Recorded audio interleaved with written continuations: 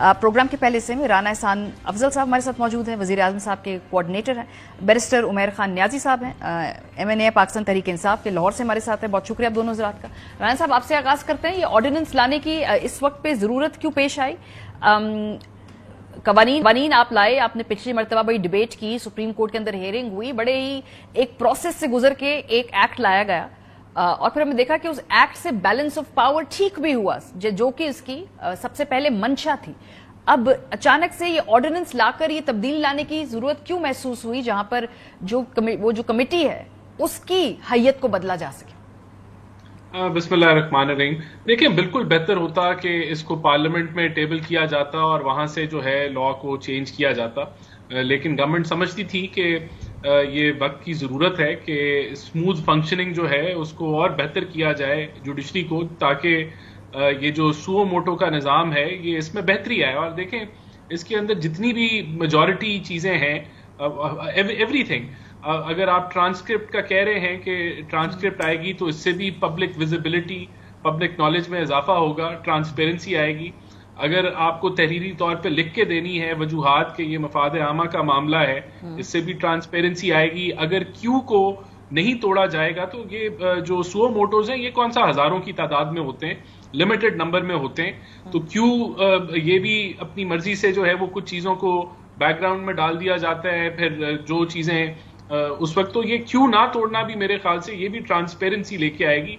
जहां तक बात है राइट ऑफ अपील की, तो वो भी बिल्कुल एक वैलिड पॉइंट है।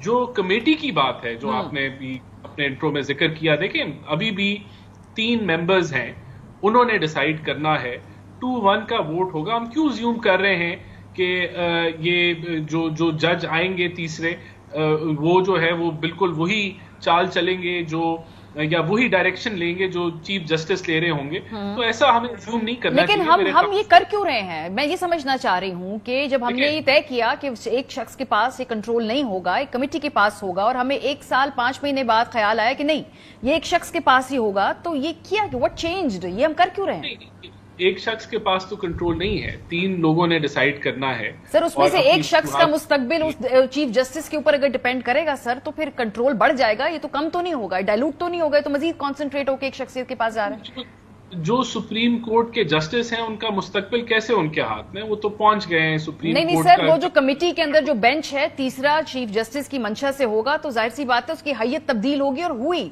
हमने देखा जस्टिस मुनीब साहब अब इस नए बेंच, इस कमेटी के अंदर नहीं है। सो ये तो फैक्चुअली बात है ना, ऐसा हुआ है।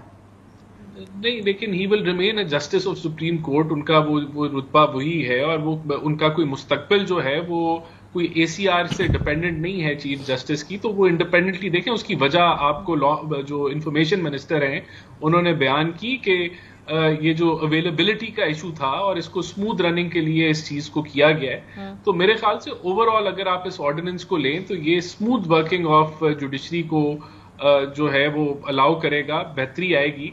और मेरा ख्याल है कि अगर अल्लाह करे कि हम एक कॉन्स्टिट्यूशनल अमेंडमेंट ला सकें, जुडिशल रिफॉर्म्स, अगर हमारे पास मेजॉरिटी हम कन्विंस कर पाते हैं, कंसेंसस बिल्ड कर पाते हैं, तो फिर तो ये सारा एक पूरा एनवेलप आ जाएगा जुडिशल रिफॉर्म्स का। राना साहब, आपको ये ऑर्डिनेंस पास होना और उसी शाम को वो कमेटी में तब्दीलियां होना, आपको इसमें कोरिलेशन नजर नहीं आता? आपको नहीं लगता कि इसमें कोई प्रॉब्लमैटिक बात है, इसमें कोई जो है कि ठीक है, क्योंकि सुबह कानून पास हुआ, शाम को फटाफट कमेटी चेंज हो जाती है? गवर्नमेंट ऑर्डिनेंस समझती है कि ये ठीक ऑर्डिनेंस है तो हम लेके आए हैं, और ये गवर्नमेंट का with in the constitution and law ये राइट है कि हम ऑर्डिनेंस लेके आए, और ये टेम्परेरी है। और अगर हम, जिस तरह मैं बता रहा था कि अगर कॉन्स्टिट्यूशनल रिफॉर्म्स हम ना ला सके तो फिर इसको हम असेंबली में ले जाएंगे और वहां इसको जो है बिल टेबल कर देंगे इसी के मुताबिक। तो लेट्स सी हाउ थिंग्स। लेकिन जो गवर्नमेंट ठीक समझती थी गवर्नमेंट ने इम्प्लीमेंट किया। बिल्कुल, आप कानून लेके आए और उसी शाम को कमेटी की हैयत चेंज हो गई। मेरा सवाल ये है कि इस पे क्या कमेंट? देखिए, ये तो फिर आगे जो सुप्रीम कोर्ट है वो नए कानून के मुताबिक जिस तरह बेहतर समझती है उस तरीके से चल रही है। ठीक है जी। उमैर साहब, یہ حکومت کہہ رہی ہے کہ قانون یہ آرڈیننس کے ذریعے، پہلے بھی ماضی میں آرڈیننس آتے رہے، کوئی بھی حکومت جب آرڈیننس لاتی ہے اس کو پسند نہیں کیا جاتا اپوزیشن کی طرف سے. ویسے بھی کوئی اتنا آئیڈیل سچویشن نہیں ہے آرڈیننس لانا. یہ جو آرڈیننس کے حوالے سے حکومت کا کہنا ہے کہ بھئی ہم لے کر آ گئے ہیں، ہمارا آئینی حق ہے، آگے تو سپریم کورٹ کی مرضی ہے اور کوئی فرق نہیں پڑے گا اس کمیٹی کی تشکیل کے حوالے سے. ہم کیوں ایک غلط نیت سے اس قانون کو دیکھ رہے ہیں؟ ہم کیوں سمجھ رہے ہیں کوئی سازش ہوگی، کوئی چلاکی ہوگی، کوئی اس پہ آگے ڈبل گیم ہوگی؟ ہاں جی بالکل. جس طرح دیکھیں آپ نے انٹرو میں کچھ ویڈیوز چلائی کہ پریکٹس اینڈ پروسیجر بل جب لے کیا گیا تو اس کا کیا مقصد تھا، کہ ہمیں گلا کیا تھا کہ جوڈیشری میں فرد واحد کیوں فیصلہ کرتا ہے، تو کمیٹی ہوگی، ڈیموکریسی آ جائے گی، وہ زیادہ بہتر فیصلے ہو جائیں گے. پھر اب اسی کی نفی کرتے ہوئے آپ جس شخص پہ آپ کا اعتراض تھا، مطلب پوزیشن کی بات کر رہا ہوں کہ چیف جسٹس کے پاس یہ اختیار نہیں ہونا چاہیے تھا کہ وہی بینچز فکس کرے، کمیٹی کرے، تو آپ اسی کی اختیار میں تیسرا ممبر دے رہے ہیں. تو بنیادی طور پہ تو آپ نے کمیٹی تو پھر ختم کر دی نا. دوسرا بندہ جب اس کی چوائس کا ہو، جب جج سلیکشن سی جے پی تھرڈ چوائس اپنی لے لیتے ہیں تو 2-1 سے فیصلہ کیا ہوگا؟ تو بنیادی طور پہ تو آپ نے پورے پریکٹس اینڈ پروسیجر ایکٹ کی نفی کر دی. اس چیز کا تو آپ نے دیکھا ہی نہیں اور نہ ہی اس چیز کا آپ جواب دے رہے ہیں. آپ نے اپنے جواب میں کیا کہہ رہے ہیں؟ وقت کی ضرورت ہے. بھئی وقت کی ضرورت کس طرح سے کہ ایک چیف جسٹس پاکستان ہے جن کی مدت خالی رہ گئی ہے 35 دن.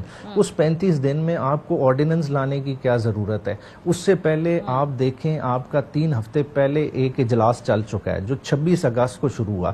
اس 3 ہفتوں میں یہ لیجسلیشن، یہ آرڈیننس نہیں، یہ ایکٹ لے ہو سکتا تھا، یہ نہیں آیا کیونکہ اس وقت اس کی ضرورت نہیں تھی. کیونکہ کسی کو یہ دور دور تک گمان ہی نہیں تھا کہ فلور آف دا ہاؤس پہ ٹیبل نہیں ہو سکے گی کانسٹیٹیوشنل امینڈمنٹ. اب وہ خطرات لاحق ہو گئے ہیں. اس کانسٹیٹیوشنل امینڈمنٹ کے حوالے سے پہلے سے لٹیگیشن بھی فائل ہو گئی، وہ بھی آ گئے، اور دوسرے معاملات کرونک ہوتے نظر آ رہے ہیں جو آنے والے اگلے 2 ہفتوں میں بہت امپورٹنٹ ہو جائیں گے. ان ساری چیزوں کو منور کرنے کے لیے ایک میلا فیڈے آرڈیننس جاری کیا گیا کہ کسی طرح سے ان حالات کو کنٹرول کر لیا جائے، جو کہ میں نہیں سمجھتا یہ جو ہے نا آپ کورٹ کنٹرول کرنے کے مترادف ہے. یہ آرڈیننس جو شروع میں بات ہوتی رہی تھی پریکٹس اینڈ پروسیجر میں، جو ڈسینٹنگ جو 5 ججز کی آپ بات کریں، ان کا یہی تھا کہ پارلیمنٹ کس طرح سے ہمارے افیئرز میں انٹروین کر سکتی ہے. اور یہی ہو رہا ہے کہ جو ہے نا اس وقت جو ہے کہ آپ کی ایگزیکٹو ڈائریکٹلی انٹرفیئر کر رہی ہے ان کے افیئرز میں، اور ایک بینچ فکسنگ کی اٹیمپٹ ہو رہی ہے. نیازی صاحب ویسے بڑی انٹرسٹنگ بات ہے کیونکہ جب یہ